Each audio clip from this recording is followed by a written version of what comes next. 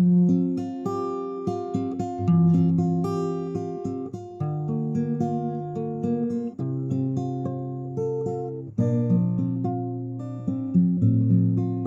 pong mapagpala at magandang araw sa ating pong lahat, mga kapatid at mga kaibigan. Dito po muli tayo sa Kagutungan Health Restoration Center. At isang magandang pagkakataon na tayo po ay muling may i-interview na panauhin sa pong kapatid si Ate Belen po. At sa mga sandaling ito, mga kapatid at mga kaibigan, ay atin pong may mga ilan po tayong katanungan sa kanya regarding po sa kanya kung paano po na ang Panginoon ay gumawa sa pamamagitan po ng Kagutungan Health Restoration Center na siya po ay gumaling sa kanya pong karamdaman noon at atin po siyang interviewin kung paano po na ang Panginoon ay gumawa at naging pagpapala po ang pagpapagamot niya sa lugar na ito. Isa pong mapagpalang araw at magandang araw, Ate Belen. At pwede po ba na ipakilala niyo po sa ating pong mga tagapanood at mga kapanood po nito, mga kaibigan, mga kapatid, kung ano nga po yung tunay niyo pong pangalan? Ako po si Avelina G. Pilayan Tumapon, taga Kulyong, Salcedo, Ilocos Sur. Dito lang din sa Ilocos. Salamat po, Ate. So, ilang taon na po kayo, Sister Belen? 70. 70. Magse-71 sa November. Una pong katanungan ay, ano po yung karamdaman niyo noon nung kayo po ay magpagamot dito? Actually, ang karamdaman ko po noon ay stroke patient ako bago ako pumunta dito, pero hindi pa ako pumunta dito, hindi pa ako nag-decide na pumunta dito noon, kundi noong na-diagnose ako ng isang doktor na mataas daw yung aking SGPT. Sabi ay kailangan ko nang magpatingin sa doktor kasi tumaas nga. At dahil ayaw kong pumunta muna sa medical, may nagsabi po sa akin na dito sa Kagutungan ay may nag-treat ng natural healing. So nag-choose po ako kung saan po ako pupunta muna, sa medical o sa natural healing. So yun ang hiningi ko sa Panginoon na kung anong kalooban niya ay doon muna ako pupunta. So yun po, pumunta po ako dito sa Health Restoration Center. So yun na po, doon na po nag-umpisa yung treatment sa akin sa natural healing ng 10 araw. Ibig sabihin doon sa kalagayan niyo po, Ate Belen, ay kayo po ay stroke talaga na ano po yung kalahati, ano po ang kalagayan ng katawan niyo? Patay po ba yung kalahati ng katawan? Kayo po ba nakakalakad noon or Stroke nga na talagang half dead ang body ko, parang na bedridden ako talaga at walang lantang gulay ba. Hindi ka makagalaw kung walang maggagalaw sa iyo. So naranasan ko po 'yon, pero after mga ilang buwan din dahil nag-treatment pa ako doon sa Bahagay bago ako pumunta dito. So nung yun na po, na punta na ako dito, lahat na ng yung pagka-stroke ko at saka yung sinabing SGPT na mataas ay doon na nag-umpisa na matreat po ako.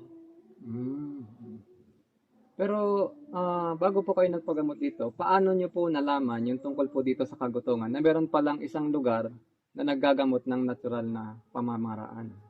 Actually, naririnig ko po yung pangalan ng mga kapatid dito noon, kaya lang negative po yung aking kaisipan. Pero meron akong kaibigan, kakilala na pumunta doon sa aking pwesto dyan sa bayan noon at sinabi niya sa akin, siyang nag-inform sa akin na subukan mo doon, pumunta ka doon at subukan mo. Hindi kaya quack healing yan, sabi ko pa nga, pero hindi naman. Ibig sabihin sa pamamagitan po pala ng kaibigan nyo, kaya po nalaman nyo yung tungkol dito. So nung kayo po ay nandito na, sa loob po ng ilang araw nga po kayo na tinreat o ginamot po dito? 10 days. 10 days po. Sa loob po ng 10 days, ano po yung naramdaman nyo na parang pagbabago sa sarili nyo nung kayo po ay ginagamot sa lugar nito? Marami po kasi nung after ng 3 days na sabi na treatment, yung talagang bibigyan ka ng pure na raw, walang luto. After that, nung naramdaman ko na, doon ko na naramdaman na talagang ang Panginoon ay powerful kasi yung sakit ko na talagang pinunta ko po dito ay hindi yun yung nag-healing crisis, yung healing crisis na sinasabi. Itong aking frontal lobe, ang kuan kasi sumasakit ang ulo ko noon yun. Iniinda ko na yan noon pang bata pa, nung high school pa ako. Sumasakit na yan. Pero doon ko nakita na talagang yung nag-healing crisis ako, one day, one night, na talagang diretso yung sakit ng ulo ko. Na para akong mamamatay. Akala ko mamamatay na ako, lumalala yung sakit ko. Pero after that, napakabuti ng Panginoon at mula noon, nung huminto na yung sakit ng ulo ko hanggang ngayon, wala na. Ang ibig po sabihin pala, Ate Belen, ay bukod po dun sa stroke kayo noon, ay meron pa pala kayong sumasakit sa ulo nyo. So, nung sa loob po ng 10 araw na pagpapaklinsing niyo po dito, yung pagsakit ng ulo nyo na nararamdaman nyo noon, ay nawala na rin po. Ganun po pala. Nakasama sa Treatment nagamot. nagamot. At doon po sa 10 days, nung ika-10 araw na po, sa huling araw niyo po dito na kayo po ay, nung dumating po kayo dito na hindi kayo masyadong makalakad, kasi nga half dead, yung kalahati patay, kalahati ng katawan, hindi nyo may galaw. Nung ika-10 araw at huling araw na po ng pagpapagamot o cleansing nyo dito, ano po yung pagbabago po na naramdaman at nakita nyo? At least lumakas-lakas yung aking katawan, bumuti-bumuti yung aking paglalakad, dahil nga stroke nga ako, hindi ako straight na makapaglakad, kailangan ng alalay. Medyo nakakapag-solo na ako na nakakalakad, at yung aking immune system o yung lakas ko ay talagang makikita mo na nagbago talaga. So, nakita niyo po talaga yung kung gaano ka-epektibo yung pong natural na mga gamot, pamamaraan. Ano po yung mga, nung kayo po ay natapos na dito, ano po yung in-advise sa inyo na dapat yung ipagpatuloy na gawin? Meron po bang mga bawal na sinabi sa inyo o ano po yung mga dapat nyo ipagpatuloy na pamumuhay o paraan ng mga paraan, halimbawa sa mga pagkain po o ano po ba yung dapat yung gawin para tuluyan po kayo? At ngayon nga sa kasalukuyan na nakikita po namin na bilang kayo po ay buhay na patotoo na kayo nga po ay normal na nakakalakad na at malakas, ano po yung mga pamamaraan na sinabi sa inyo na dapat nyo ipagpatuloy? Kailangan na talagang i-maintain ko yung natutunan ko dito na klase ng pagkain na kailangan may yung mga dapat na hindi dapat na kainin ay iwasan na yung mga yon para yun ay hindi na magtutuloy yung sakit na nararamdaman. At kailangan yung mga gagawin ay talagang mag-exercise ka at gawin yung mga tinuro na lifestyle. So, yun po pala, no? Mga lifestyle, pagbabago po ng mga ano yung nakagawian mo na kinakain noon na hindi na pala dapat kainin ay dapat na sundin mo na kung ano man yung mga dapat na kainin po. Kasi malaking tulong po pala yung malaking factor na naging sa paggamot sa inyo yung pong tungkol po sa pagbabago po ng diet o sa pagkain. At ngayon po, Ate Belen, sa bilang huling mensahe o gusto niyo pong pananalita o advice po sa mga tao na nakakapanood o sa mga tao po na may mga karamdaman na nagnanais po ng kagalingan o sa mga tao na may mga karamdaman na parang sinasabi ng sanlibutan o sinasabi po ng ospital na wala ng kagalingan pero nagnanais po silang gumaling. So ano po yung mga pananalita o mga advice na pwede niyo pong sabihin sa mga tagapanood at tagapakinig po dito sa Kagutungan? Sa akin po, sa awa ng Panginoon at tulong ng kung may kapal, dahil kung wala po siya, talagang wala tayong magagawa. May kailangan lang talaga ng firm determination na sundin mo yung laws of health Kasi yun po yung sikreto na magbibigay sa atin humaba pa ang ating buhay. So, ang sa akin po, kailangan kong sumunod doon sa mga alituntunin na kailangan pong tuparin para hindi na bumalik yung sakit na nararamdaman natin. Kasi kung babalik pa ako doon sa rason na nagkaroon ako ng sakit, ay talagang babalik po yun. Kaya ako'y nagpapasalamat na at my age na mag-71 o 70 ngayon,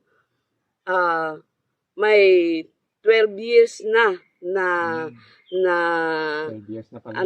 12 years na bonus sa buhay ko dahil ang akala ko noon ay talagang complicated na yung aking sakit nang dahil sa aking pagsunod sa loss of health ay nadagdagan po ng 12 years na hanggang ngayon at hindi ko alam kung hanggang kailan bibigyan ako ng Panginoon ng buhay pa.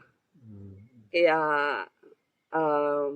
ito ang patutuo ng buhay ko na ako'y nagpapasalamat at sana ang mga kapwa ko tao na may mga sakit dahil na rin sa ating mga kapasawayan sa pagkain ay nakukuha po natin ito. Kaya kailangan magbago na po tayo dahil yun ang sikreto ng long life.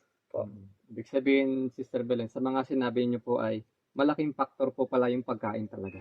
Pero sige, sa panahon natin ngayon na napakarami na yung chemical na makikita sa ating mga kinakain, ayun pala ay nagbibigay ng sakit sa atin. So, gusto pala tayong ibalik ng Panginoon doon sa original ng mga pagkain upang sa gayon tayo po ay magkaroon ng tunay na kangalingan sa pamamagitan rin naman ng natural na mga pamamaraan. So, marami pong salamat, Ate Belen, sa inyo pong pagpapaunlak sa amin sa interview o sa inyo po upang mailahad at marinig po at mapanood ng mga tao ang mga patotoo po ninyo na kung paano po kayo ay pinagaling ng Panginoon at sa tulong at sa pamamagitan rin naman ng mga natural na mga pamamaraan, mga gulay, mga prutas, mga juices na paraan ng paggagamot dito po sa Kagutungan Health Restoration Center.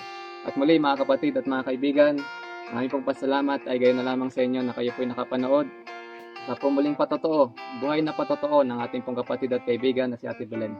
Na pamamagitan po ng mga natural na pamamaraan, mga halamang gamot, mga prutas, at pagbabago ng ating pong lifestyle at diet sa mga pagkain, ay maaari po tayong gumaling. At anumang karamdaman ay maaari po pala tayong gumaling at wala pong imposible sa Panginoon. Sapagkat siya po ang pinagmumulan ng buhay at siya po ang nagbibigay sa atin ng kagamutan sa physical at ganoon din naman po sa spiritual. Maraming po salamat at pagpalain po tayo ng Panginoon. To God be the glory.